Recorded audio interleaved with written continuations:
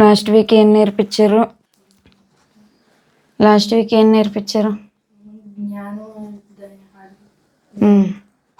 జ్ఞానం.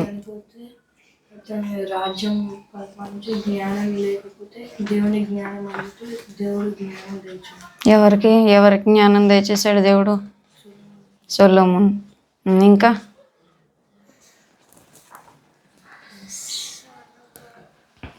సొలొమోను జ్ఞానము ఎలా దయచేశాడో ఒక ఎగ్జాంపుల్ చెప్పారు కదా. ఇద్దరు సహోదరులు వచ్చి ఒక బిడ్డను తీసుకొచ్చి, ఇది నా బిడ్డ అంటే అప్పుడు వాళ్ళని 2 ముక్కలు చేయమంటే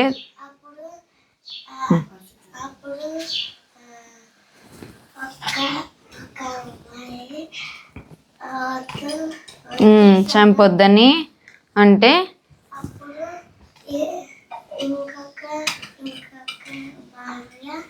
చంపే అంటుంది. అప్పుడు ఇంకొక భార్యము వద్దు చంపొద్దు, ఇది నా బిడ్డ అన్నది.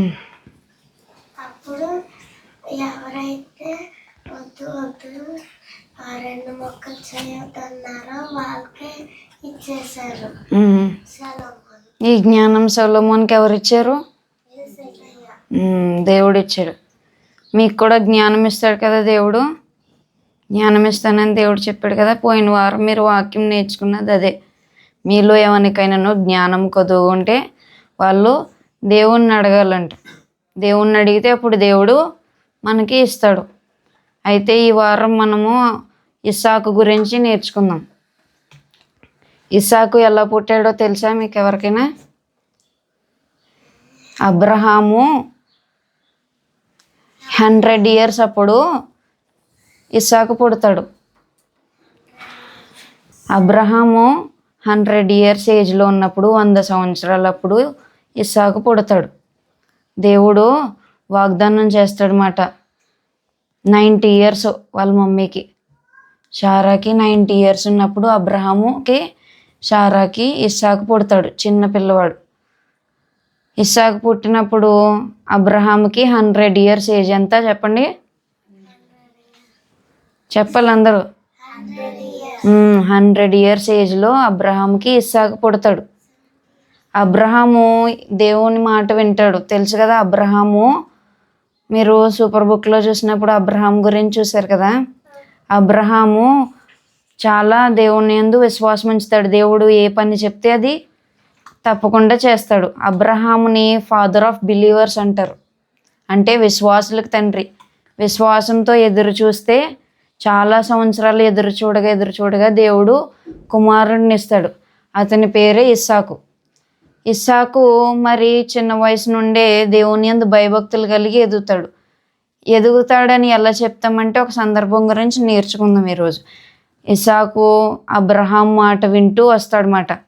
అబ్రహాము ఏది చెప్తే అది వెంట వస్తాడు. ఇస్సాకు చిన్న పిల్లవాడుగా ఉన్నప్పటి నుంచి దేవుడు మాటలు నేర్చుకుంటూ, ఇక్కడ చూడండి బొమ్మలు చూద్దరిగిన తర్వాత ఇస్సాకు దేవుని మాటలు నేర్చుకుంటూ ఉంటాడు. నేర్చుకోబట్టి ఒకరోజు అబ్రహాం తోటి ఇస్సాకు గురించి దేవుడు ఒక మాట చెప్తాడు. ఏమని చెప్తాడంటే, నీ కుమారుడిని బలిమ్మని చెప్తాడు. అబ్రహాముకి ఒక్కడే కొడుకు. అందరికీ తెలుసా? ఇలా చూడండి, ఇలాగా అబ్రహాముకి ఇస్సాకు ఒక్కడే కొడుకు. అది 100 yearsలో పుడతారు. ఎన్ని సంవత్సరాలు పుడతారు? 100 yearsకి పుట్టిన కొడుకుని ఎవరైనా చంపాలని ఇష్టపడతారా? ఎవరో చంపడానికి ఇష్టపడరు. అలాంటిది దేవుడు అబ్రహాముని పరీక్షించడం కోసం ఇస్సాకుని బలిమ్మని అడుగుతాడు.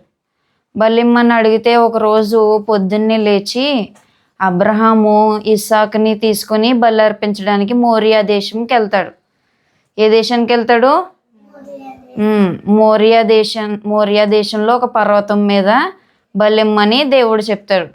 అందుకని ఇస్సాకుని ఇంకా ఒక పనివాడిని తీసుకొని కట్టెలు, నిప్పు ఇవన్నీ తీసుకొని వెళ్తాడనమాట. మరి బలి అర్పించడం అంటే తెలుసు కదా. బలి అర్పించాలంటే కట్టెలు మోపి దాని మీద పడుకోబెట్టి నరికి కాల్చాలి. ఏదైనా మనం జంతువు బలి అర్పించాలంటే అలా అని చెప్పి ఇస్సాకుని తీసుకొని అబ్రహాం వెళ్తాడు. ఇస్సాకు వెళ్తాడా వెళ్ళడా చెప్పండి. ఎందుకు వెళ్తాడు? ఎందుకంటే ఇస్సాకు అబ్రహాం చెప్పిన మాటకి విధేయుడై ఉన్నాడు. ఏమై ఉన్నాడు? అబ్రహాము చెప్పిన మాట ఇస్సాకు విన్నాడు కనుక ఇస్సాకు అబ్రహాంతో కూడా వెళ్తాడు. వెళ్ళి అక్కడ అబ్రహాం ఏం చేస్తాడంటే ఇస్సాకుని బలి ఇవ్వడానికి పైకి మోరియా దేశం దగ్గరికి వెళ్ళినప్పుడు ఒక పర్వతం దగ్గరికి వచ్చేసరికి పనివాడిని కిందే ఉండమని అబ్రహాము ఇస్సాకు ఒక్కడిని తీసుకొని వెళ్తాడనమాట. మోరియా దేశంలో ఉన్న పర్వతం మీదకి ఎక్కుతూ ఉంటాడు. అప్పుడు కూడా ఇస్సాకు ఏమీ మాట్లాడు. అబ్రహాం తీసుకొని వెళ్తే వెనకాలే వెళ్తాడు. ఎందుకు తీసుకెళ్తున్నావు అని అడగడు. అప్పుడు వెళ్తున్నప్పుడు అబ్రహాముని ఇస్సాకు ఒక మాట అడుగుతాడు. ఏంటంటే బలి అర్పించాలంటే ఒక గొర్రెపిల్ల కావాలి కదా, మరి గొర్రెపిల్ల ఏదని వాళ్ళ తండ్రిని అడుగుతాడు. ఏమని అడుగుతాడు? మీరు ఆ పిక్చర్స్ వస్తే నా మాటలు ఇంకేం అర్థం కావు. బలి అర్పించడానికి గొర్రెపిల్ల ఎక్కడిది అని అడుగుతారు. ఏది అని అడుగుతాడు ఇస్సాకు. ఏది అని అడిగితే అప్పుడు అబ్రహాం ఏం చెప్తాడంటే దేవుడే చూసుకుంటాడు అని చెప్తాడు. ఏమని చెప్తాడు? దేవుడే చూసుకుంటాడు అని తీసుకొని వెళ్తాడు. తీసుకొని వెళ్ళి ఇస్సాకు కాళ్ళు చేతులు కట్టేసి కట్టెల మీద పెడతాడనమాట. అప్పుడు కూడా ఇస్సాకు ఏమీ మాట్లాడంట. మీ కాళ్ళు చేతులు కట్టేసి పడుకోబెడితే అడుగుతారా? ఏమని అడుగుతారు? ఎందుకు కట్టేవని అడుగుతారు. కట్టుతుంటే మిమ్మల్ని ఇప్పుడు చంపేస్తామని అంటే ఏమంటారు మీరు చెప్పండి? వద్దు అంటారు. కానీ ఇస్సాకు అలా ఏమీ మాట్లాడలేదంట. వాళ్ళ తండ్రి మాటకి అబ్రహాం మాటకి విధేయుడై వాళ్ళ తండ్రి కాళ్ళు చేతులు కట్టేసి మరి ఆ బలిపీఠం మీద పడుకోబెడుతున్నప్పుడు ఏమీ మాట్లాడకుండా మౌనంగా వాళ్ళ నాన్న చెప్తున్న మాటకి విధేయత చూపించాడంట. అలా చెప్పిన మాట మీరు అందరూ వింటున్నారా చెప్పండి?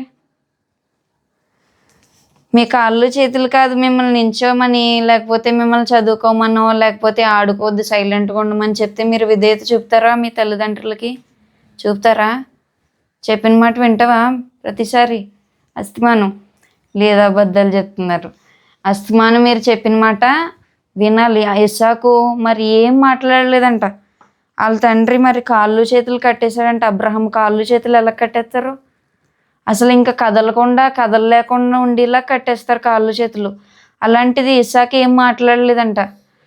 అప్పుడు ఇస్సాకుకి అర్థమవుతుంది. కాళ్ళు చేతులు కడితే నేనే ఇంకా బలి అర్పించడానికి ఉన్నానని ఇస్సాకుకి అర్థమైపోతుంది. అర్థమైపోయి అయినా సరే ఏమీ మాట్లాడంట. అప్పుడు అబ్రహాము కత్తెత్తి ఇస్సాకుని నరకడానికి చెయ్యి పైకెత్తితే పైనుంచి ఆకాశంలోంచి దేవదూత అబ్రహాము అని అరిసి గట్టిగా కేకలు వేసి ఆ కుమారుడిని ఏమీ చేయొద్దు, నీ ఒక్కడే నీ కుమారుడిని నువ్వు ఇవ్వడానికి వెనుతీయలేదు కనుక నువ్వు నాకు భయపడుతున్నావని నేను నమ్ముతున్నానని దేవుడు అంటాడనమాట అబ్రహాంతో. మరి అబ్రహాము కూడా దేవుడికి విధేయత చూపించాడు. ఇస్సాకు ఎవరికి విధేయత చూపించాడు? అబ్రహాం ఇస్సాకుకి ఏమవుతాడు?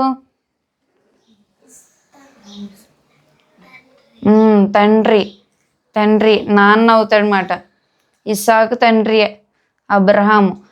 మరి వాళ్ళ తండ్రి మాట ఇస్సాకు విన్నాడు. అబ్రహాము ఎవరి మాట విన్నాడు? మరి దేవుని మాట విన్నాడు. అబ్రహాము దేవుని మాట విన్నాడు, ఇస్సాకు తండ్రి మాట విన్నాడు. అప్పుడు అబ్రహాము దేవుడికి భయపడుతున్నాడని చెప్పి అప్పుడు ఆ కుమారుడిని ఏమి చేయొద్దంటే మరి ఆ ప్లేస్లో బలి అర్పించాలి కదా. బలి అర్పించడానికి దేవుడు ఒక గొర్రె పిల్లని చూపిస్తాడనమాట. ఆ పొదల్లో చిక్కుకున్న గొర్రె పిల్ల ఒకటి ఉన్నది, దాన్ని తీసుకొని బలి అర్పించమని చెప్తాడు. అప్పుడు దాన్ని బలి అర్పిస్తాడు. ఇక్కడ ఈ పాఠంలో మనకి ఇస్సాకు అబ్రహాముకి విధేయుడు అయినట్టు చూపిస్తుంది అనమాట. ఇస్సాకు ఎవరి మాట విన్నాడు? మీరు బొమ్మలంగా చూస్తున్నారు కానీ నా వంక చూడట్లేదు. తండ్రి మాట విన్నాడు. ఎందుకు విన్నాడు? తండ్రి మాట వినాలా వినకూడదా? ఎందుకు వినాలి? ఎందుకంటే దేవుని వాక్యము తల్లిదండ్రులకు ఉండమని చెప్తుంది కనుక విధేయులై ఉండాలి. మీరు పాత వాక్యాల్లో సమూయేలు వాళ్ళ తల్లి మాట విన్నదని నేర్చుకున్నారు లేదా? తల్లిదండ్రుల మాటకి విధేయుడై ఉన్నాడు కనుక మందిరంలో విడిచిపెట్టబడు. అలాగే ఇస్సాకు కూడా అబ్రహాముకి విధేయుడై ఉన్నాడు కనుక ఇస్సాకుని చంపేయాలని చూసినా సరే వాళ్ళ తండ్రికి ఏమాత్రం ఎదురు చెప్పలేదంట. మీరు చెప్తున్నారా? తల్లిదండ్రులకి ఎదురు మాటలు చెప్తున్నావా? ఎదురు మాటలు చెప్తున్నావా? నువ్వు చెప్తున్నావా? తల్లిదండ్రుల మాట వింటున్నారా? సమాధానం లేదు. తల్లిదండ్రుల మాట వినాలి. ఎఫెసీ పత్రిక 6వ అధ్యాయం 1వ వచనంలో దేవుని వాక్యం చెప్తుంది, పిల్లలారా ప్రభువునందు మీ తల్లిదండ్రులకు విధేయులై ఉండుడి, ఇది ధర్మమే. విధేయులై ఉండడం అంటే ఏంటి? విధేయులై ఉండడం అంటే చెప్పిన మాట వినడం ప్రతి విషయంలోనూ. తల్లిదండ్రులు మీకంటే పెద్దవారా కదా? మీ మమ్మీ డాడీ మీకంటే చాలా పెద్దవాళ్ళు కనుక వాళ్ళు చెప్పిన మాట వినమని దేవుని వాక్యం చెప్తుంది. అలాగే అబ్రహాము దేవునికి విధేయుడై ఉన్నాడు. దేవుని మాట అబ్రహాం విన్నాడు. మీరు కూడా యేసయ్య చెప్పిన మాట కూడా వినాలి. యేసయ్య వాక్యం ఏం చెప్తుందో అదే మీ తల్లిదండ్రులు కూడా చెప్తారు కనుక దేవునికి కూడా విధేయులై ఉండాలి. తల్లిదండ్రులకు విధేయులై ఉండాలి, ఇంకా దేవునికి విధేయులై ఉండాలి. ఎవరికి విధేయులు ఉండాలి చెప్పండి? తల్లిదండ్రులకు విధేయులై ఉండాలి, దేవునికి విధేయులై ఉండాలి. అప్పుడే మీరు మంచి బిడ్డలుగా తీర్చబడతారు. మరి ఇస్సాకు దేవునికి విధేయుడై ఉన్నాడు, ఇంకా వాళ్ళ తండ్రికి విధేయుడై ఉన్నాడు కనుక ఇస్సాకు ఆశీర్వదింపబడిన వాడుగా అయ్యాడు. ఇస్సాకు అంటే ఇంకా ముందుకు వెళ్ళే కొలది ఇస్సాకు అబ్రహాము చనిపోయిన తర్వాత కావచ్చు ఇస్సాకుని దేవుడు ఆశీర్వదించాడు.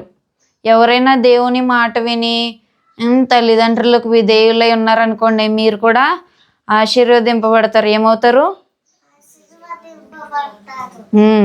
దేవుడు మిమ్మల్ని కూడా ఆశీర్వదిస్తాడు. దేవుని మాట వినమని దేవుని వాక్యం చెప్తుంది. ఇస్సాకు దేవునికి విధేయత చూపించాడు లేదా? అబ్రహాముకు విధేయత చూపించాడు లేదా? చెప్పిన మాట విన్నాడా లేదా? ఏమని చెప్తే ఏం విన్నాడు చెప్పండి? చెప్పారది ఏం విన్నాడు? తల్లిదండ్రుల మాట. అబ్రహాం ఇస్సాకుని ఏం చేయాలనుకున్నారు? ఆశ్చర్య చెప్పు. మీరు సూపర్ బుక్లో చూసారు లేదా? అబ్రహాము ఇస్సాకుని చంపినప్పుడు దేవుడు ఆపుతాడు, కానీ ఇస్సాకు అబ్రహాముకి విధేయత చూపించాడు. మీరు చూపిస్తారా విధేయత? అన్ని విషయంలో చెప్పిన మాట. ఆశ్చర్య, అన్ని విషయంలో తల్లిదండ్రులు చెప్పిన మాటకి విధేయత చూపించాలి. అప్పుడు మీరు ఆశీర్వదించబడతారు. దేవుని వాక్యం చెప్తుంది తల్లిదండ్రులకు విధేయులై ఉండండి అని. నాతో పాటు ఈ వాక్యం చెప్పండి. పిల్లలారా ప్రభువునందు మీ తల్లిదండ్రులకు విధేయులై యుండుడి, ఇది ధర్మమే. Children, obey your parents in the Lord, for this is right. Ephesians chapter 6 verse 1. ఇది కంఠస్థవాక్యం. ఈ వారం అందరూ నేర్చుకుంటారా? ఎవరు కూడా వాక్యం నేర్చుకోకుండా రావద్దు చెప్తున్నాను.